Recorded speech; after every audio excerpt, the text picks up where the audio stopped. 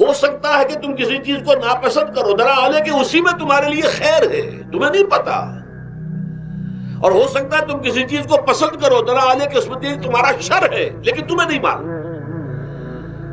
اللہ یعلم وانتم لا تعلمون، اللہ جانتا ہے تم نہیں جانتے۔ اس حوالے سے سبردم بدو مایا خیشرا خدانی حساب کم و بیشرا، اے اللہ، اس کو کہتے ہیں تفویض۔ یہ سورہ تغابن کے درس میں یہ تمام مضامین تفصیل سے آتے ہیں کہ ایمان کے جو باطنی ثمرات ہیں اس میں سب سے پہلے مقام رضا ہے، پھر تفویض ہے، توکل ہے۔ آپ محنت کر رہے ہیں، محنت کر رہے ہیں، محنت کر رہے ہیں، نتیجہ نہیں نکلا۔ ایک نتیجہ یہ نکلے، ایک بچے نے بہت محنت کی، دن رات کام کیا، فیل ہو گیا امتحان، اب صدمے سے کمر ٹوٹ سکتی ہے اس کی، لیکن نہیں، ہو سکتا ہے کہ اللہ تعالیٰ نے اسی میں میرے لیے خیر رکھی ہے، اس لیے کہ ہماری محنت سے کچھ نہیں ہوگا، ہمارے مادی وسائل سے کچھ نہیں ہوگا، ہوگا اللہ کے اذن سے، اللہ کی مرضی سے، اللہ کی مشیت سے۔ یہ ہمارے لیے خاص طور پر اس اعتبار سے بہت اہم نکتہ ہے، ہم سب راہ حق کے مسافر ہیں، اپنے اپنے بس پڑتے محنت کر رہے ہیں، وقت بھی صرف کر رہے ہیں، مال بھی صرف کر رہے ہیں، محنت کر رہے ہیں، مشقت کر رہے ہیں، لیکن فرض کیجئے جیسا کہ ہے فی الواقع، فرض کیا کیجئے، وہ تو واقع سامنے کی بات ہے، نتائج نکلتے نظر نہیں آ رہے، قدم نہیں بڑھ رہے، ہماری طرف لوگوں کا رجوع عام نہیں ہے، ٹھیک ہے، اس پر قطعاً بدل ہونے کی بات نہیں، یہ اللہ تعالیٰ کی مشیت میں ہوگا، جب وہ چاہے گا تب ہوگا۔ ہمارا کام یہ کہ اپنا فرض ادا کیے چلے جائیں بس، اور نتیجے سے بالکل ذہن کو اپنے منقطع کر لیں، ذہن کا کوئی تعلق آپ کے نتیجے کے ساتھ نہ رہے۔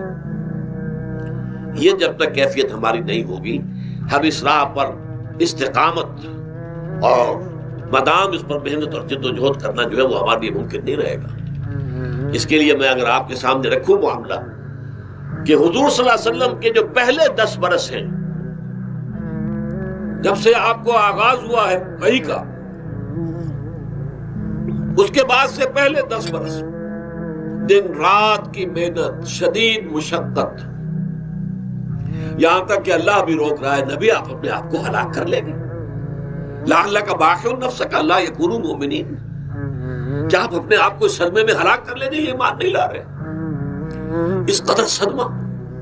لیکن اس کے ساتھ یہ ہے کہ یہ نہیں ہے کہ نتیجہ نہیں نکل رہا تو کام چھوڑ کے بیٹھ جائے، نہیں، معاذ اللہ، معاذ اللہ، نتیجہ نہ نکلے تو حضرت نوح علیہ السلام کی عمر بھی اگر حضور کی ہوتی 950 برس بھی حضور دعوت دیتے تھے، آپ کا کام تھا، آپ کا فرض تھا۔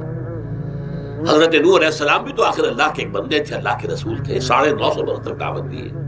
فَلَبِثَ فِيهِمْ أَلْفَ سَنَةٍ إِلَّا 50 عَامًا، یہ تو ہم مانتے ہی نا، اگر قرآن کے اندر نص قطعی صریح الفاظ نہ ہوتے کہ 950 برس تک رہے، ورنہ یہ بات سمجھ سے بالا تر ہے۔ عام طور پر معلوم ہوتا ہے کہ اس دور میں ابھی عمریں زیادہ تھی لوگ۔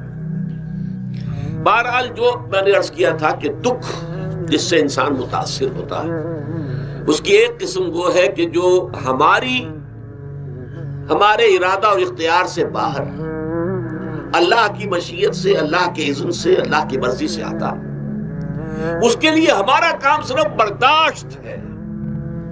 جو شے بھی ہمیں برداشت کی صلاحیت عطا کر دے وہی اس کا علاج ہے۔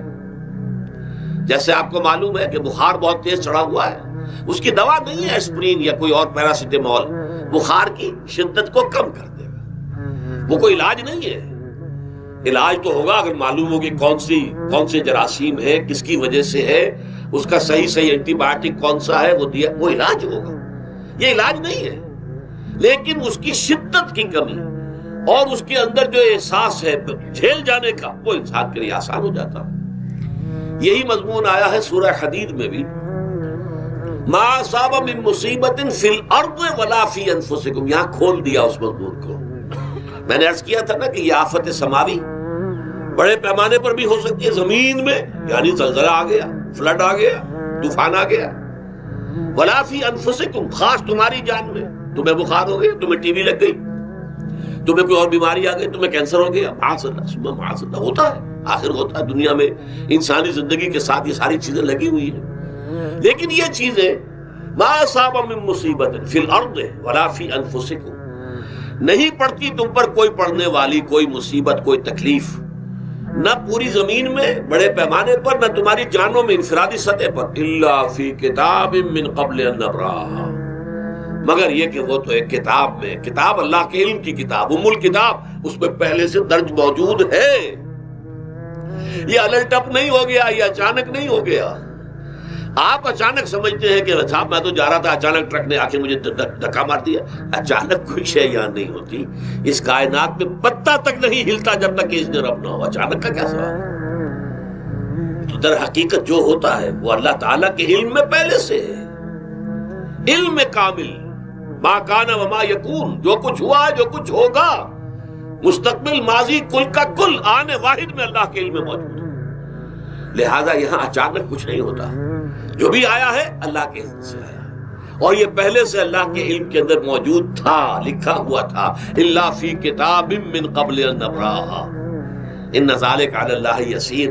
یہ تمہیں تو مشکل نظر آئے گا لیکن اللہ پر بڑا آسان ہے، اللہ کا علم کامل، ما کانا ما یکون کو حاوی ہے، لِکَیْ لَا تَأْسَوْا عَلَىٰ مَا فَاتَکُم، تاکہ تم افسوس نہ کیا کرو ان چیزوں پر جو تم سے چھوٹ جائیں، جاتی رہیں، چھن جائیں۔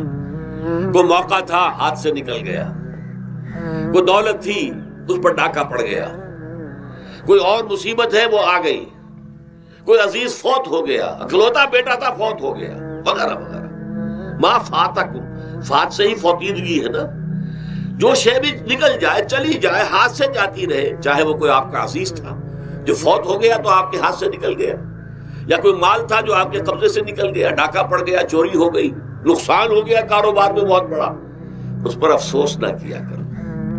اگر افسوس کرو گے تو اس کا مطلب کیا ہوگا کہ تمہیں اللہ پر اعتماد نہیں ہے، یا تم سمجھتے ہو کہ اللہ کے سوا بھی کوئی ہے جو یہ کام کر سکتا ہے۔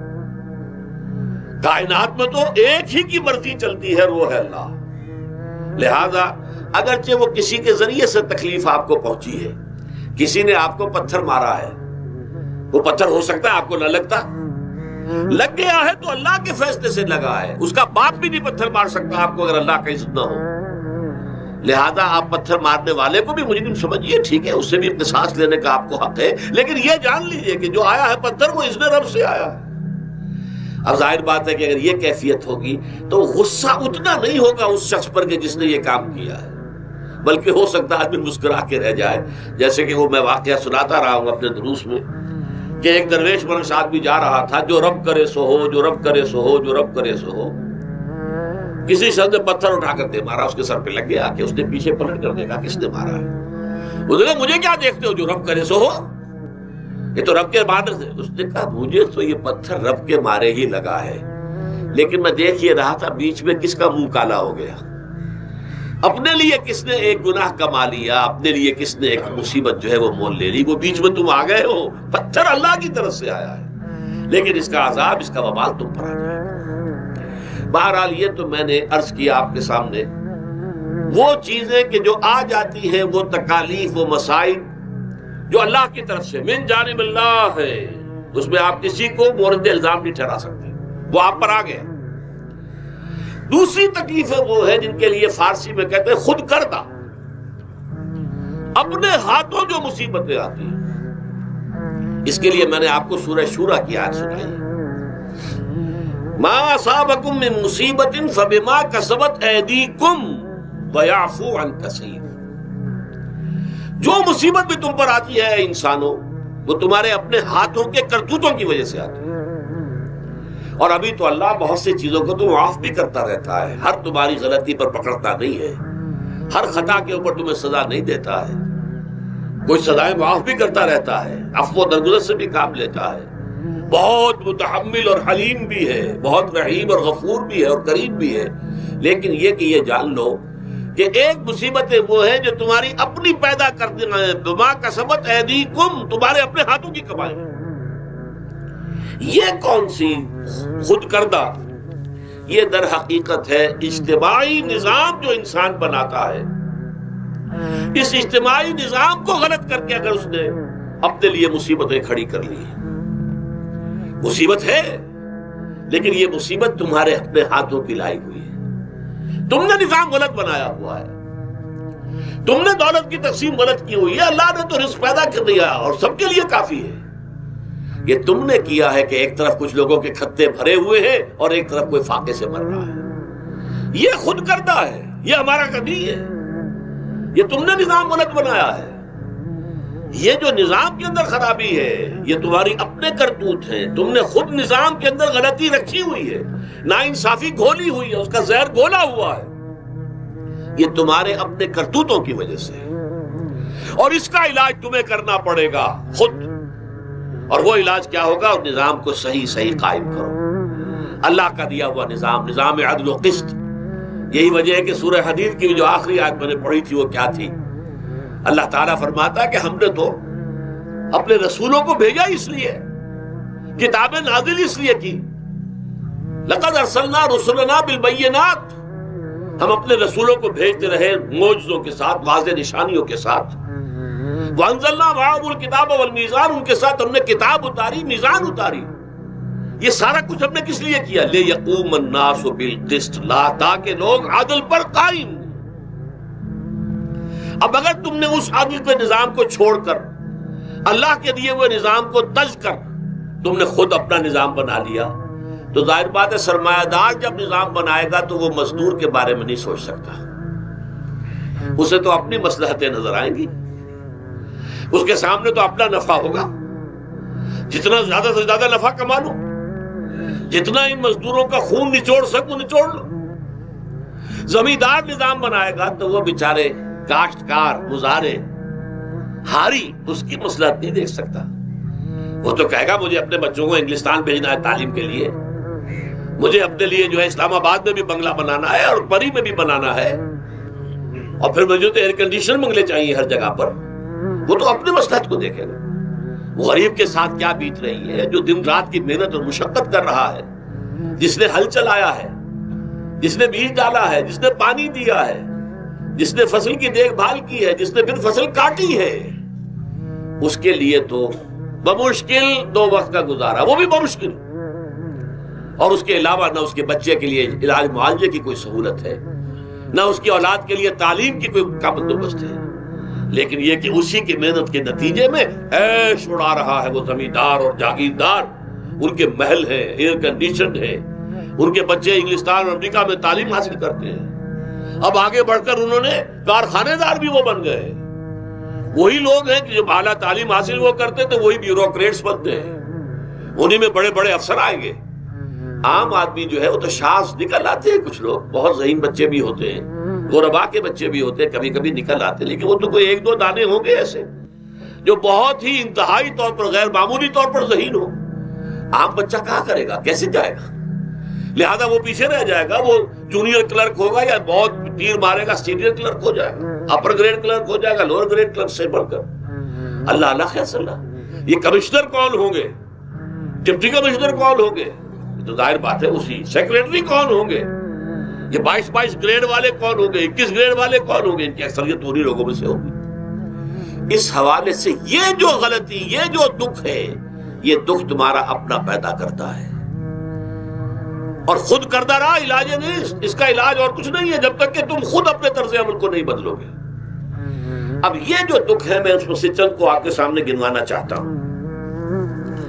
دیکھیے، سب سے پہلا دکھ جو دنیا میں انسان نے خود پیدا کیا سماجی سطح پر، یہ پیدائشی طور پر نیچ ہے اور یہ پیدائشی طور پر اونچا ہے. یہ مسلی ہے اور یہ سید ہے.